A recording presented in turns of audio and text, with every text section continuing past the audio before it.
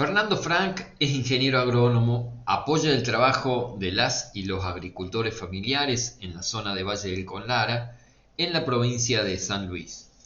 Lo hemos convocado a Caminos Ancestrales porque ha seguido y sigue de cerca con su estudio y su acción el tema de los agrotóxicos. Estamos comunicados con él en este momento. Fernando, días atrás el ministro de Economía Luis Caputo anunció que se van a bajar más del 50% los aranceles a varios agrotóxicos, pesticidas o como se prefiera denominarlos. Pero antes de entrar en ese anuncio, considero que lo correcto es explicar a la audiencia qué es un agrotóxico, para qué se utiliza, cómo se utiliza y eso cómo influye en la población, ¿no? Perfecto. Bueno, primero que nada, gracias Sergio por la comunicación. Sí, son un montón de sustancias químicas de síntesis industrial aplicadas a la agricultura. Esa sería la primera definición de la definición de agroquímico, como figura en mucha legislación. Un químico sintetizado en la industria y usado en distintos procesos agrícolas. Hay otra palabra que es pesticida o herbicida o insecticida, sida con C. El sufijo sida quiere decir, se refiere a la muerte, al asesinato y a, como cuando decimos homicidio, femicidio, suicidio, bueno, herbicida viene de ahí. Y eso es una forma de mencionarlo bastante engañosa, porque el malentendido que conlleva es pensar que un herbicida mata hierbas y nada más que hierbas. Y es una de las primeras cuestiones que tenemos que tener en cuenta, que ni los herbicidas, ni los insecticidas, ni los fungicidas, que son los para hongos, son inocuos para la salud humana. En ningún caso, son miles de sustancias que tienen además nombres comerciales, hay un montón, ahora vamos a hablar de 3 de estos herbicidas, de los más utilizados, pero lo primero que tenemos que saber es que son todos tóxicos para la salud humana y de la biodiversidad, por lo cual está la cuestión de llamarlos tóxicos, como lo que son. Son agrotóxicos porque son tóxicos. ¿Cómo en la población, cómo se ha manifestado esa toxicidad? Mi formación es de ingeniero agrónomo, pero yo por acompañar acá la discusión de los agrotóxicos en comunidades campesinas, en el borde de los pueblos de acá de la zona, me fui interiorizando, me fui formando en algunas cuestiones vinculadas al derecho ambiental, en algunas cuestiones vinculadas a la medicina, y lo que la gente que investiga desde las ciencias médicas dice es que estos tóxicos tienen 2 formas de toxicidad. Una toxicidad que se llama aguda, que es la que se da en el momento de la exposición, sea por inhalar, sea por pasar por un lugar, sea por consumir un producto contaminado. Tenemos reacciones en nuestra piel, en las mucosas, en el sistema nervioso, en el momento de la exposición. Y esto es lo más visible, y automáticamente tomamos recaudos. Existe una minoría de población inconsciente o negligente que se puede estar intoxicando y seguir haciendo o no cambiar lo que está haciendo, pero es una minoría muy pequeña. La otra forma de toxicidad, que se llama toxicidad crónica, es por estar expuesto a estas sustancias tóxicas en pequeñas dosis durante periodos largos de tiempo o repetidamente. Por ejemplo, si somos fumigados, vivimos al borde de un campo y somos fumigados, no sé, todos los eneros. Entonces, la agresión que recibe nuestro cuerpo, esa reacción, produce una reacción y esa reacción, en efecto, se va acumulando. Y eso es más peligroso en el sentido de que no lo percibimos. A lo mejor sentimos que se nos seca la boca, a lo mejor sentimos un olor o una irritación leve, pero no sabemos lo que está pasando adentro de nuestro cuerpo. Y adentro de nuestro cuerpo se puede estar generando enfermedades muy tremendas, como una leucemia, un cáncer o muchas otras enfermedades. Entonces son esas 2 formas de toxicidad, la aguda y la crónica. Desde hace unos años hemos visto algunas publicaciones que mostraron cuerpos de personas todavía con vida que estaban en un estado deplorable realmente, ¿no? Y también se habla mucho de las enfermedades que producen estos agrotóxicos. ¿Vos considerás que se ha dado alguna vuelta de espiral en aprendizaje en la sociedad como para el tratamiento de este tipo digamos, la posición social frente a los agrotóxicos? Sí, la respuesta corta es que sí, es una muy buena pregunta. Hay mucho para trabajar en la conciencia, en la organización, pero en este momento de la historia hay conciencia y hay formas de organización, hay investigadores, investigadoras con mucha especialización científica, tanto en la toxicología como en las ciencias médicas, como en las ciencias ambientales, como en la agronomía, en el derecho ambiental. Y Argentina, los lugares más de mayor conflicto, han dado lugar a voces colectivas de pueblos fumigados que tienen distintas formas, las madres de Ituzaingó, las asambleas.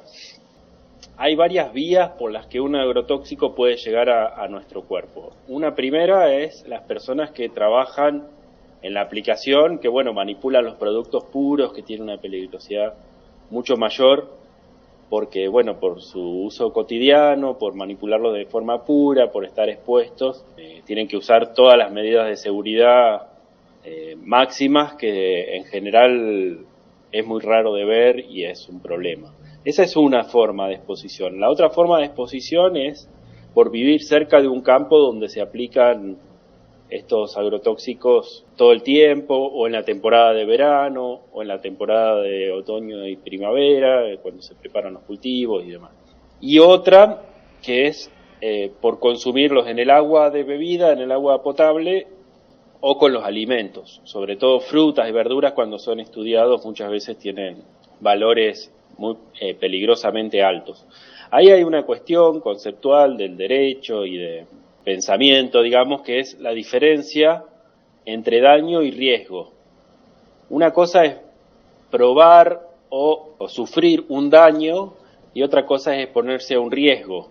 La legislación y las distintas formas de protección, es importante que busquen bajar el riesgo hasta eliminarlo, y no ir atrás del daño. Tanto en los temas ambientales como en los temas de salud hay legislación y casos de todo tipo de remediación de daños. Acá, desde el principio precautorio y de la prevención, está todo para decir que hay que prevenir, y que es mucho más efectivo, mucho más eficiente desde la política pública, desde la práctica, prevenir, ser precavidos con estos tóxicos, digamos.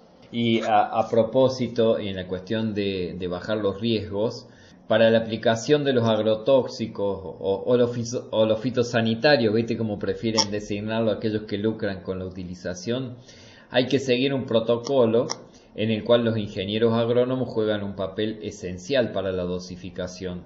Y entonces te pregunto que, de acuerdo con tu mirada o la información que vos dispones, ¿esa reglamentación se cumple? ¿Se pueden disminuir los riesgos?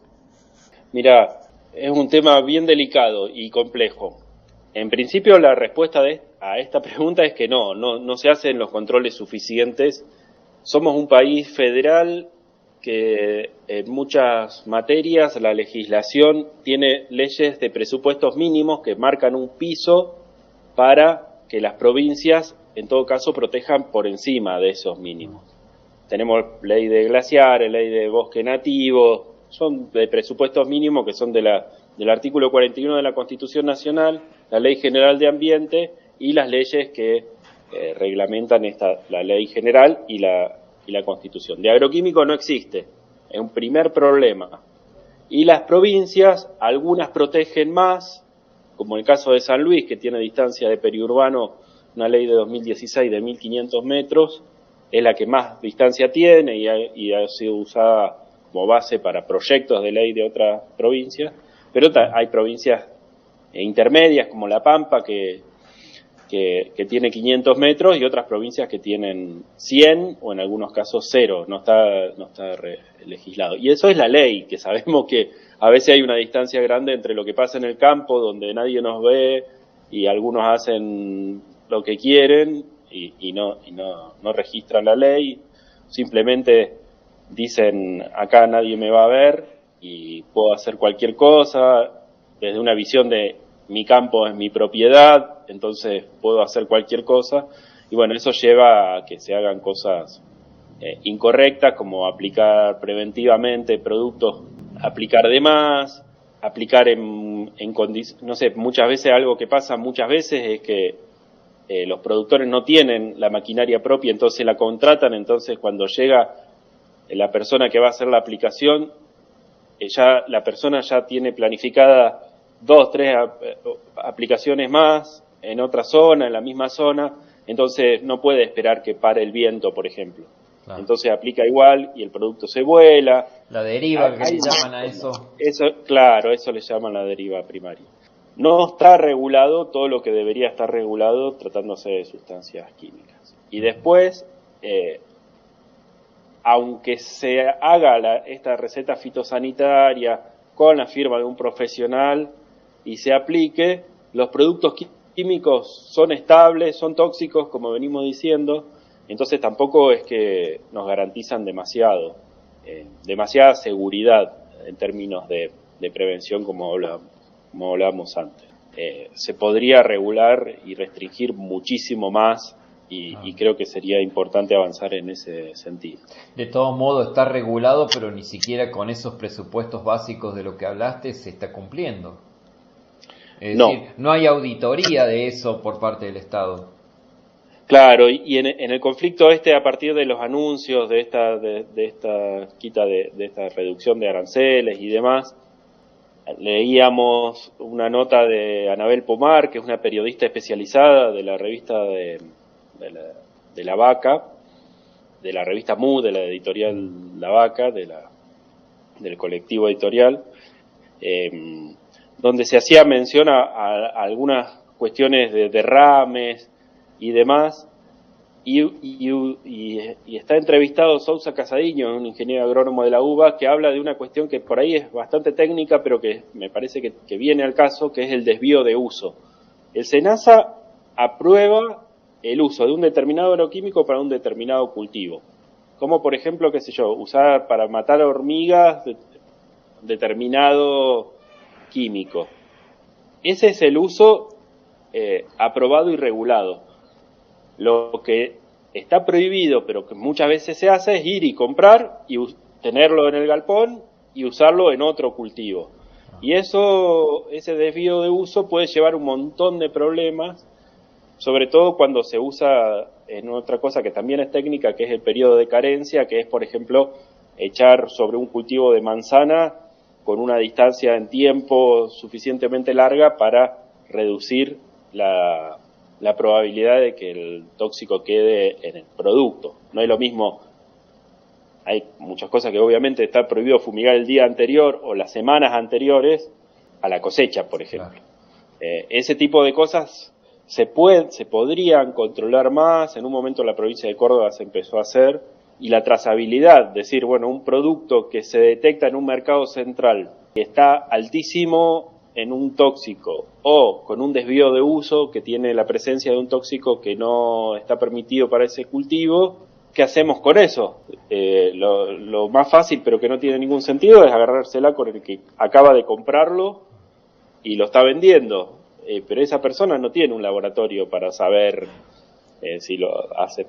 Hay algunas cuestiones que son bastante simples, en algunas cadenas que están muy concentradas, pienso, no sé, en la manzana, la pera, y en otras es mucho más complejo, pero sí, entiendo que se tendría que avanzar hacia un control mucho más profundo, donde se castigue de verdad, con multas, con todo el peso de la ley, porque son productos peligrosos y que generan problemas graves, y a la vez que se promueva el reemplazo, la reducción, la sustitución, que en todos los casos se puede hacer. Hay que trabajar un montón más en investigación, en divulgación, en intercambio entre la gente que produce, para avanzar en este sentido, y a veces se hace por parte, en algunos cultivos, en algunas regiones del país, y bueno, desde mi perspectiva se tendría que masificar ese trabajo, no solo de lo punitivo y restrictivo, sino de promover otras prácticas que además dan muy buen resultado en términos de microeconomía de quienes producen, porque los tóxicos, además de tener todos estos problemas, son muy caros muchas veces.